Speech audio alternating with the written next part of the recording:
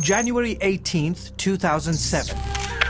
Ardeshi Hassanpour, a nuclear physicist with extensive knowledge of Iran's nuclear program, is found dead in his apartment.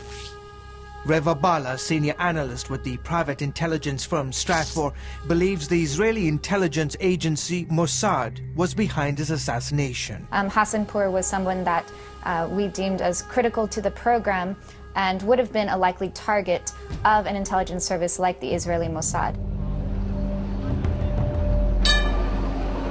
A month later, in February 2007, Ali Reza Ashgari, a top general in Iran's elite Revolutionary Guards, disappears while on a trip to Istanbul, Turkey. Some believe that he defected to the United States. Mir Javdan Far is an Iranian-Israeli political analyst living in Tel Aviv. He's the author of The Nuclear Sphinx of Tehran. Ali Reza Ashgari provided important information about Iran's nuclear program, especially about Iran's cooperations with Syria. According to a former German Defense Ministry official, Ashgari revealed details about Iran's financing of a covert nuclear arms program at the Al-Kibar facility in Syria. The intel was passed on to the Israelis. On the morning of September 6, 2007, 7 months after Ashgari's defection, Israeli F-15 fighter bombers dropped 22 rockets on the Al-Kibar complex. This is another example of Israel trying to undercut each and every one of Iran's levers that it holds through militant proxies like Hamas, like Hezbollah, and as well as within Iran itself. Then in June 2009, Shahram Amiri, another scientist working for Iran's nuclear agency, went missing while on a pilgrimage to Saudi Arabia. Iran accuses the Saudis of kidnapping and turning him over to the United States. It was shortly after Amiri's disappearance that the U.S. became aware of a secret nuclear facility near the Iranian city of Qom. Alex Vatakan is an Iranian specialist working for the Jane's intelligence. Could it be a coincidence? Maybe, maybe not. But the fact is, these defections are of huge value to the Western intelligence community. It's all part of what analysts say is Israel's attempt to decapitate Iran's nuclear program, overtly and covertly.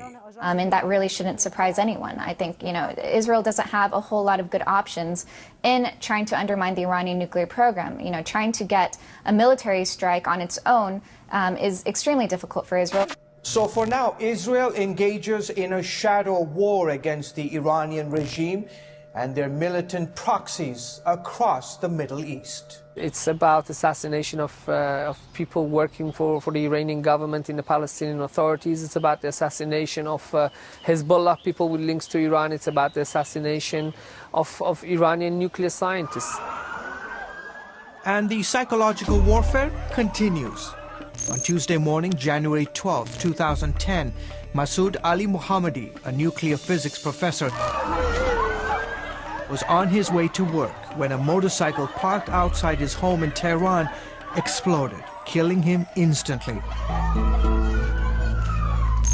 8 days later, on January 20th, some 760 miles away from Tehran, a 27-member plus hit team walks into this luxury hotel in Dubai and assassinates 49-year-old Mahmoud al-Mabou.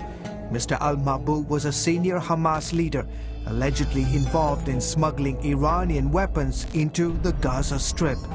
Both incidents have been blamed on Israel's Mossad.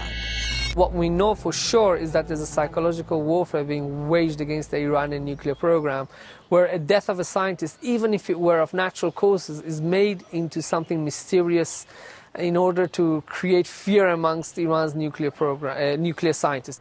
And the current political turmoil in Iran is only adding to fears in Tehran of additional high-level defections. We're seeing people from different paths of life in Iran either leaving the country or staying within the country but leaving the state machinery in opposition to the policies that are being pursued by Mahmoud Ahmadinejad and other hardline figures in that country. Those policies are forcing the United States and other countries to consider tough new sanctions against Iran. The question now is whether covert or overt actions can stop the Iranians from going nuclear. George Thomas, CBN News.